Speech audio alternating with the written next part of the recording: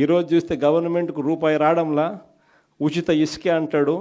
ఇసుక చూస్తే మన హయాంలో అమ్మేదానికన్నా డబుల్ రేటుకి అమ్ముతూ ఉన్నారు ఇసుక. మనం దాదాపుగా 80 లక్షల టన్నులు మనం స్టాక్ పెడితే ఎండాకాలంలో మనం రెడీగా పెట్టి వర్షాకాలంలో ఇబ్బంది పడుకోకుండా రాష్ట్రం ఉండాలని చెప్పి 80 లక్షల టన్నులు మనం స్టాక్ పెడితే ఈయన ప్రభుత్వం రాగానే ఎడా స్టాక్ మొత్తం అమ్మేసినారు.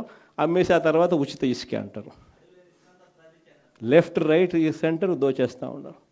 ఈరోజు గ్రామంలో, ఈరోజు మన నియోజకవర్గంలో ఇసుకైనా సరే, సిలికా అయినా సరే, క్వాడ్స్ అయినా సరే, మైన్స్ అయినా సరే, చివరికి ఈ నియోజకవర్గంలో ఏదైనా పరిశ్రమ నడపాలన్నా సరే, ఏదైనా కానీ నడపాలంటే, ఏదైనా జరగాలనంటే ఎమ్మెల్యే దగ్గరికి రావాలా, ఎమ్మెల్యేకి అంతో ఇంతో ఇవ్వాలా, ఎమ్మెల్యే ముఖ్యమంత్రికి అంతో ఇంతో ఇవ్వాలా.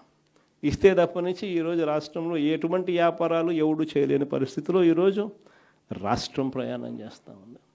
ఇంత విచ్చలవిడిగా భయము, జంకు బొంకు లేకుండా కరప్షన్.